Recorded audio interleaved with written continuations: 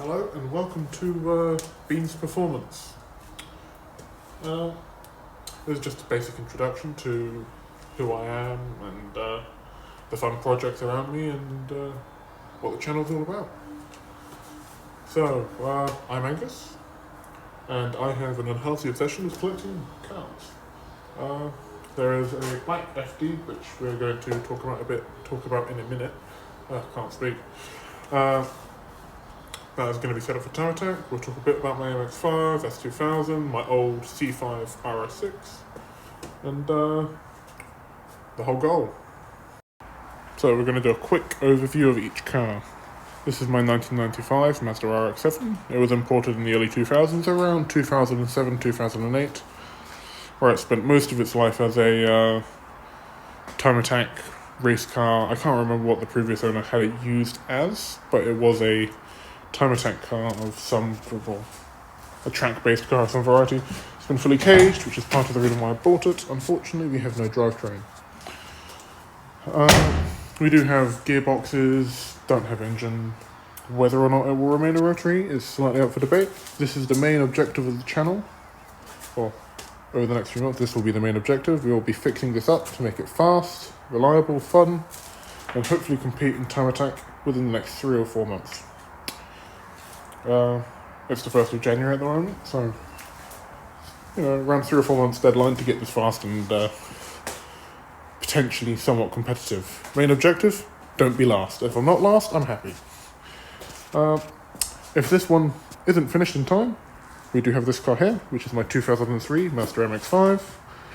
It's got a forged engine, well I say forged, rods, oil pump, cast pistons, so yeah, it's running 350 wheel horsepower, which is a bit much for the standard 5-speed box, but, I mean, it's been good for the past few years.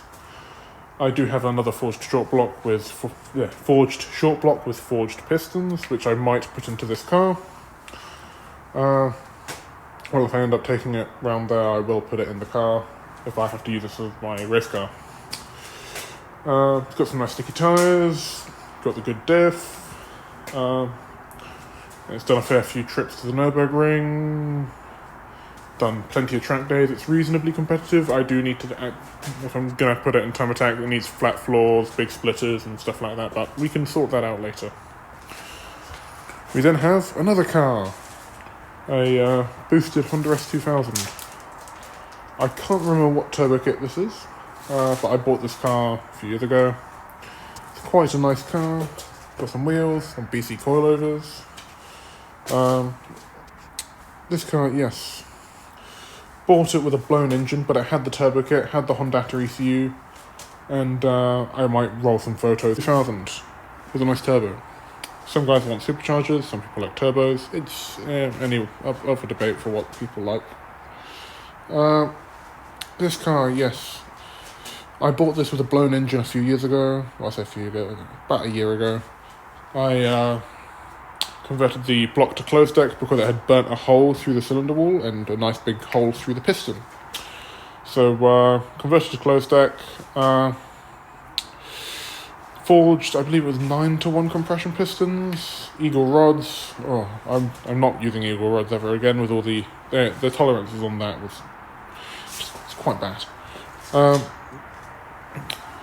But everything's balanced, everything's good, new valve, stem seals, valves, literally everything I can possibly do to make the engine nice, acceptable, to be fair. It needs a toe-up valve cover because it is a bit oily, because my grubby hands have been on it. Yes, I can't remember how much power this car was making. I know that the main bottleneck at the moment is the fact that it's using 2-inch intercooler pipes off the turbo.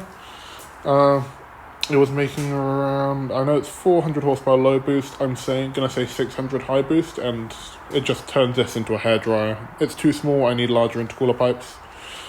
But this is all the previous owners doing for the kit. Got some big old sticky tires, well I say big old sticky tires, big wide tires on the back. My spoiler, side skirts, a lot. This is the car I'm currently doing a tiny bit of work to. This is my 2003 C5 RS6. It's pretty standard. It's got Wagner intercoolers. and I think it's been tuned by MRC to 550 horsepower. I can't remember. I've just done an engine rebuild on this because unfortunately the rocker arms exploded. I have some photos, remember? But currently the gearbox has decided it wants to go into limp mode. And it turns out it's the diff speed switch somewhere on the back of the gearbox, so I'll double check that it's plugged in or if there's a caught wire or something. And then that car is done, I don't need to touch it ever again, and I don't need to cry about removing engines, because that was too much. So that's a quick overview of the cars. Well, at least the cars which are in this unit. I do have some other little, funny things, but that's for a later date. So, a bit more about the RX-7 and the plans for this year. So, minor issue, if I want to race in 3 months' time, or 4 months' time, or however far away it is. Ideally, 3 months' time, then I have a few months to go and test the car and make sure it actually works. But we need an engine. And we've got the two options, MX-5 or rotary. Rotary, expensive. Don't quite have enough money to do that in the time frame. MX-5, we've got spare gearboxes, I've got spare engines, admittedly 1.6 short blocks, which should be good for 400 horsepower, famous last words. Although I'm tempted to put a 1.8 VVT lump in this. I've measured it up, it fits, I need to get custom engine mounts made, and potentially I might have to do something about that crossbar, but we'll cross that road when we come to it. So 1.8 VVT, MX-5 box, custom PPF and prop to RX-7 diff. Seems like a doable swap, seems cheap enough. The engine I know fits where the standard mounts are, or at least a 1.6 fits. I was going to get the, is it Skid Nation or Destroy or Die engine mounts? One of those, because those they bend down in a custom way and I can actually get them to fit perfectly because my neighbour has them and it was simple enough to just drop the engine in. But if I'm doing that, we need to get rid of all this loom and things that the previous owner has done, and interesting ground blocks, straps. Pretty much if it isn't for headlights, horns and that kind of thing, I can take it out.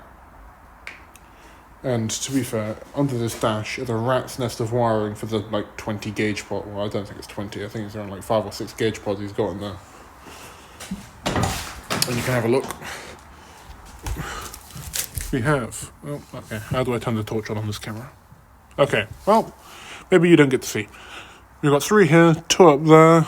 We've got another one in that center console there above the switch panel, and he's reworked some into that dashboard. I'll try and keep the dashboard because it is quite a nice flock dash, and obviously that must add some horsepower, but I suppose step 1 is clean up this whole mess, and I guess let's get started, otherwise we won't go anywhere, will we? So currently we are removing practically all of the wiring harness and everything we can. And I'm going to split, they've got some kind of shielding on it, the wraparound stuff. And so I'll have to separate the headlight loom from the engine loom. Sorry, it's -3 at the moment, and yeah, quite cold. So, yes, so I have taken the MX-5 seat out of the RX-7, and slowly, taking all the wiring harness out, pretty much. I'm going to see if I can figure out how to get the FD dash to work on an MX-5 standalone, but can't promise. I mean, to be fair, it shouldn't be too hard, you just have to figure out what the pinouts are. I've got some new engine mounts coming, I've ordered those now. Pretty much it's the Skid Nation, Destroy or Die Skid Nation, or I can't remember. It's one of those two. I forget what I ordered. Because you can pivot them and they drop down, and it still leaves the engine and gearbox enough room off of at least measuring the one next door. We'll figure out if the one next door will actually fit. But yeah, so I will just continue to remove this. I did try and bring a tripod so I could time-lapse me removing this, and I'm also probably they've got a bunch of compression fittings here, and I'm probably going to remove all of those and just redo all the brake lines myself, because I'm not a fan of compression fittings. So, I've been working. I keep forgetting to bring my tripod down because I'm an idiot. We have part of the old engine harness. We have an awful lot more to do.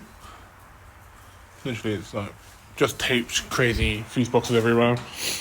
It works at the time, but if someone sees that, it's not going to pass tech. It has to be a somewhat presentable harness. But we have this. We've got the VVT engine and my old Mark 1 5-speed from the chaps next door. And we're going to just dummy it up, see how well this all sits in place. My main concern is the engine mount's not sitting low enough, but I do have some other mounts for that. It should hopefully lifty uppy, droppy inny, and hopefully it all should be good. I might have to take the front bumper off because this car is long.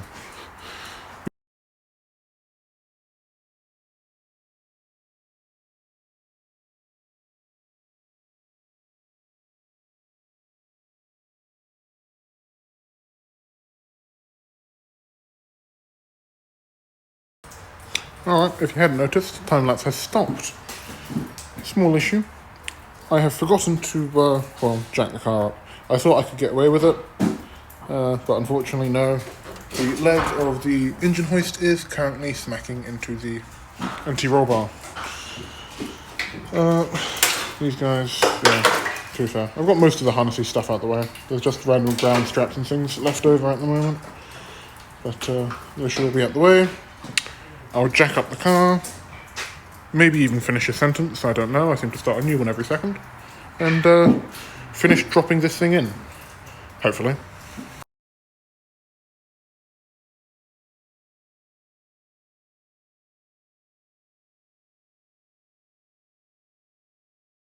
So, unfortunately, we've hit another small snag. As I expected, I can't remember if I said it earlier, that obviously, unlike an MX-5 subframe, which is kind of like a U, and then you have a lower cross brace that goes underneath the sump in the gearbox, this one had a full kind of, it's, a big O. There we are. So what I'm going to have to do is, I didn't really want to chop up the subframe, but as you can see down here, obviously it's sat there, which means the engine's sat a few inches high, it's also a few inches far forward. So chop that out, I'll fabricate my own brace so it stops the engine from spreading the subframe apart. And it should hopefully tuck into the recess behind here. So it'll be a few inches lower down and a lot further back. So it should hopefully all fit. Oh, the reason why I'm doing this is, well, mainly the budget. Originally I said it was £8,000. Turns out I started adding stuff up and it got expensive very quick. I'm probably forgetting more stuff. I know I'm probably forgetting stuff from here as well. Actually, I don't know if you can see the cursor. However, I do know I have most of the bits, which cuts down the cost of this a fair bit. We have some artwork for the people that need brain rot.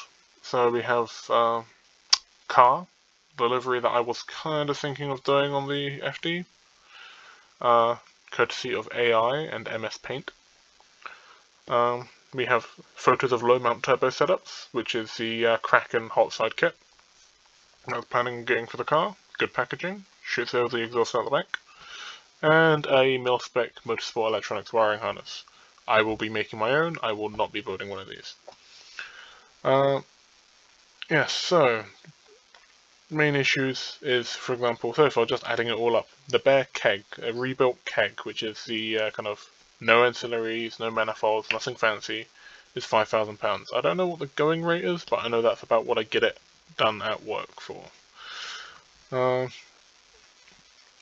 But yeah, so we have forged pistons, forged rods, billet pump gears. The only one out of these I need to buy is the pistons. I do have everything else, really, for the engine build itself. Injectors will need to be bought, well, I say for the short block. Injectors will need to be bought. I have the flywheel and clutch. That was originally meant for another MX-5, but it's a cheap XTD flywheel and clutch combo. Some people don't like them. I have had decent luck with them, so that's why I'm okay to run it. Engine loom. I have most of the equipment to build these. To this spec. Or the Motorsports Electronics spec that they advertise here. If I had to buy all the tools and absolutely all the equipment and everything, you could probably add another 0 to this price tag. But because I've built a fair few harnesses, it's relatively simple. Turbo, it will be a cheap Chinese turbo. It's not an awful lot of money. To be fair, I could probably have made this slightly more even by having the same expense of the turbo, because you can get cheap GT45 turbos. But this is the cost of a 2872 ball bearing turbo from Max Speeding Rods, and this one was the GT45, but they didn't do a ball bearing one. The cheapest ball bearing ones I've managed to find, which have the correct specs, around 700 quid. Ouchie. Main issues, which some people will argue that these aren't fair representations, is price of engine mounts and exhaust. I've got some mates who don't mind welding. I'll supply the bits. I'll probably bend it, cut it, and tack it together, but my welds aren't too good and they kind of lack a bit of penetration. So, yeah, that's where the engine mounts and exhaust. I'd rather someone confident in their abilities sorts that out, rather than me, who does it every now and then for tiny things.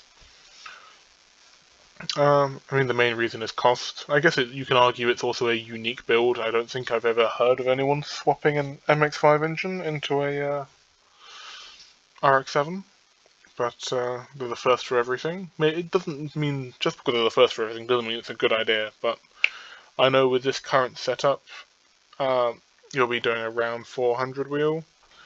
The stock 5-speed, people will scream that they blow up over 300 wheel. I've run my current MX-5 at 350 horsepower for the past 2 years, and I haven't had much issues on track with it. In a proper racing environment, when you're properly slamming through the gears and abusing it, there is a chance it will go. And if that goes, I will have to spend another few hundred quid doing a 4th gear synchro mod, and I'll get some straight cut gears made, which will cost a fair bit of money. But should hopefully result in me keeping the standard 5-speed, because I don't really want to mess around with it too much. Oh yeah, one thing I forgot to add, and this is a prop. We need a prop shaft. Potentially being made. I will see if I can use a Mazda 1. The gearboxes and diffs seem to be about the correct distance apart, so I guess I'll just try and install it and see what needs to be changed, because as we've figured out already so far in this episode, I'm not terribly good with a tape measure. I say everything will fit, and then nothing really seems to fit how I wanted it to. But that's a problem for later, I guess. Next episode, you'll probably see me finishing the wiring harness removal and getting the engine to sit correctly in the car. But thanks for watching, guys, and hopefully you guys find it somewhat interesting. Have a good one.